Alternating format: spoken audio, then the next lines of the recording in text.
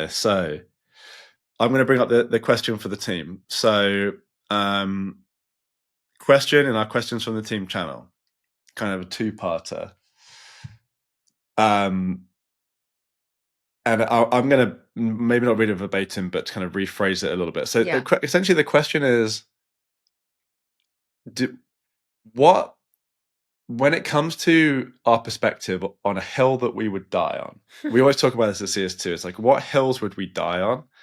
We need a When new it phrase. It's quite like dark. Think about it. It's a little bit Anyway. dark. I mean, so many phrases in everything in work is very military. Yeah. But I mean, gets the point across, doesn't it? So anyway, what hill would make, I don't know, if you can think of a better one, let me know. But for now, I'll call it hill. You can tell. Non-negotiable. Non-negotiables, yeah. It's like, what are the non-negotiables? And one of the things that's very polarizing when it comes to decision making around the funnel and stages is when to create an opportunity. Yeah. And like what an opportunity means, right?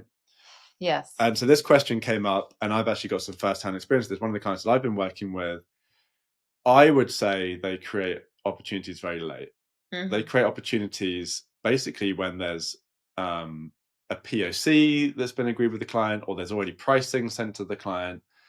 And that is a little bit contrary to our perspective at CS2, where we're often encouraging our clients to create opportunities a bit earlier.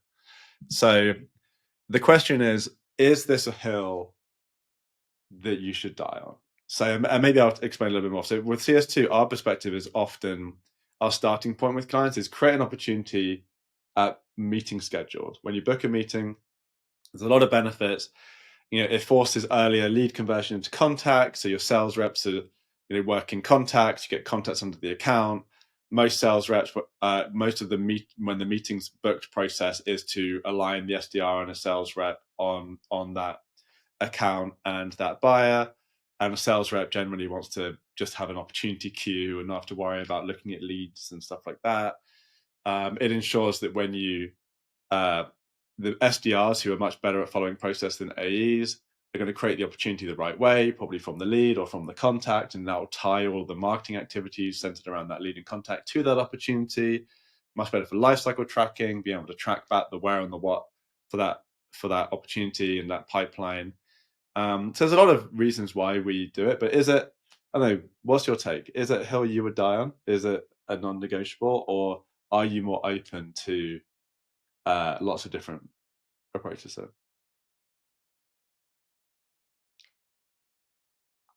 I think that for me, if I had a choice, it's my non-negotiable. Just because I think that also the way the only time I would make a caveat, it wouldn't apply to like our typical client, like a company selling SaaS and technology. Like if you're more high transactional company, yeah, that's fine. But I think that when it comes to selling SaaS, and actually I've been doing more sales at CS2, managing our opportunities and whatnot. I'm doing a great job, by the way.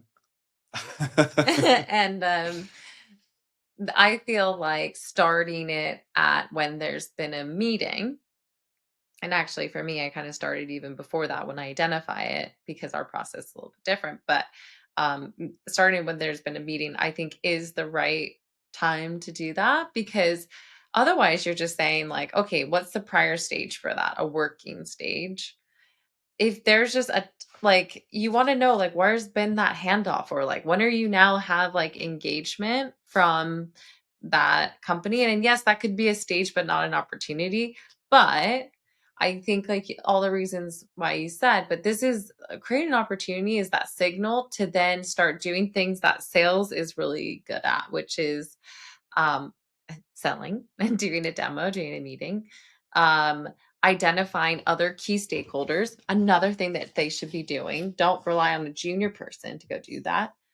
Threading, go and find other contacts that are like your executive sponsor, your financial decision, all that, and adding those people as contacts, or trying to engage with them, or working with the person you have to see if you can get introduced to them. I feel like that is all better centered around an opportunity. And also, there's different teams that come on board to support a deal once an opportunity gets created, like field marketing. They'll run a report and see, well, how many opportunities have we had? Are any stalled or any not have pipeline attached to it? They won't be able to see that unless you wait until you basically have an opportunity that's likely to close. And then also, it's not giving you a true conversion on like, well, when are you just taking something from they're interested to all the way through. You're missing out on like a portion. It's almost like a self-fulfilling thing. You're almost like wanting to get a good win rate. Which in my opinion is fine, but then you're it's just you're not getting actually like true insight into what's happening. So this So is let me why I think it's like for me a non-negotiable for most, and because there's so many reasons why to match the actual like what happens on a selling side to your opportunity stages rather than just create your opportunity stages and process around what makes your team look good. so let's do some live consulting here, all right? I'll be the client, you Yeah. be the consultant, and I'm going to hit you with all the reasons why I don't like this. Okay. Okay. I so I'm going to pretend to be the client. So Chrissy, we've tried this, or maybe one of the things that we've have a big problem here is lots of um, poor meetings. Okay. So I don't want to create loads of opportunities when there are that a lot of them are bad meetings. Yeah. Well, I feel like creating a bad meeting actually comes down not to when you're creating the opportunity, it comes down more to the actual qualification process and criteria for who you should be setting meetings up for. I'd also go dig into the data, and it's great that I have that data now to see how many bad meetings there were and see why is that? Have we not really truly identified our ICP? Are a lot of those coming from outbound? What are the practices that our team is using for outbound? And getting data to create action is good. So I would say, okay, that can actually give me some better data to then go downward and figure out how I can improve that process. But that to me still feels like it's like more of a down at the front of the funnel problem, not the And I creating the opportunity problem. but I don't want to have loads of bad pipeline. Well, we for our meeting book, suggest putting it into a we call it opportunity stage 0. And then it would have 0 probability and no pipeline required. Also, if you are worried about like what process you have for closing out an opportunity and not wanting to see these as closed lost, you can create like another stage called rejected or dead or something like that you can put those opportunities in. So it just never entered pipeline, as well as you don't have to mess up your close loss opportunity process where maybe you're gathering more data and whatnot. Yeah, so I think I'm Charlie now. I 100% agree. So one of the things that I always think about with the pushback that I was putting in there is if you've got a qualification problem, that's not a whether you're creating stage 0 opportunities or how that's not a technical problem. That's a you are training your team wrong. You're putting in the wrong incentives. Hmm. You're not getting them to qualify. So all the stuff you talked about. And that is a problem whether you create stage 0 opportunities for meeting scheduled, or that is a problem even if you don't, and maybe you're just updating a lead status to, Yeah. meeting booked, or maybe you're creating an event, an activity. So you've got a data problem in a database somewhere. Maybe it's in the Salesforce activity database, maybe it's in the lead database, maybe it's in the content database, maybe it's in the opportunity database. But actually, the root cause of that problem is the fact that you've got people creating bad meetings. Yeah. So to your point, doesn't mean you shouldn't do stage 0 opportunities. Still do them, and now get all the data about which ones are not. Maybe there's meetings that aren't being held. Maybe there's more poor meetings. Start gathering that data and improve the actual meetings that you're getting, and make sure you get more high quality meetings. So I think I love bringing that up because or like having this conversation because I think people go straight to, well, I need to fix the tech, Hmm. but they forget about the people. Yeah. So I think that's a big piece of it. Any other thoughts on the opportunity? So when you said it was a hill you would die on. So actually, to the client that I'm working with, we decided not to die on the hill. So like, and obviously nothing's as binary as just die on the hill versus not die on the hill. So maybe give some examples as to why you would be okay with it. So if Okay it with creating opportunities later. Maybe call it like a post meeting sales rep agrees that it was a good meeting, agrees they want to move it into pipeline, they want to create the opportunity then, or maybe even later. So if you have a stage that you're tracking for that, like in between, like working and getting like the pipeline, the pipeline opportunity, if you still have some milestone or stage that you're tracking in between to see like when you've engaged the person, that's when I would say, okay, that's a good reasonable. Because the thing that I don't like is that lack of visibility of like what's happening before that opportunity gets created. It's like, oh, poof, an opportunity gets created. It's Mhm. like, that's not actually probably what happened. And you're not getting early indicators either. Like, pipeline is a lagging indicator. So, and opportunities are lagging already a lot for most of the time. And so if you only see things get and opportunities get created much later, or that's like your only signal as to like what's actually converting down the funnel, I would say that really hurts marketing to get those early insights into like what's working well. um so I'd say if you are tracking that stage somehow another way, like that intermediary stage, I would say that then that's fine. And that would be a hill that I could die on. Or not die. Or not Diane, but sorry, not Diane.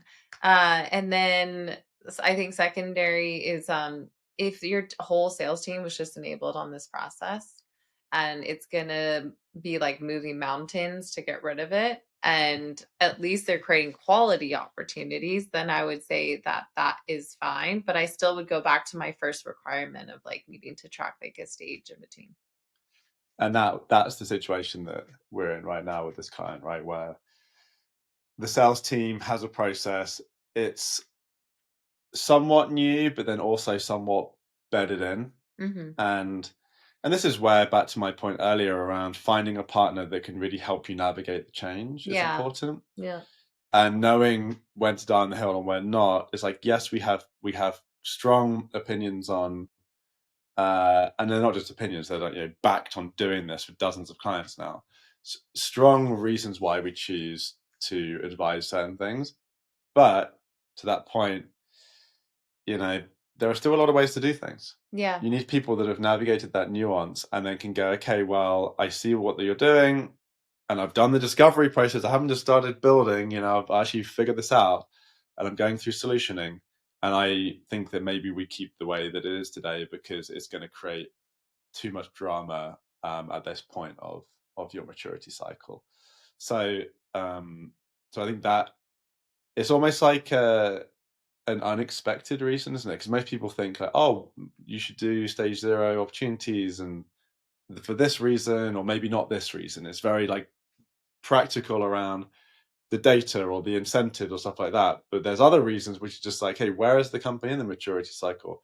Have they developed things? Like, what are other aspects of kind of the change management that they're currently going through that can help you decide whether this is the right thing or not? So Yeah. um, you really have to do a lot of thinking, obviously, in these recommendations. And I think um, so. The answer, if Xander was here, he would have his "it depends" sign behind. It Yeah. does depend.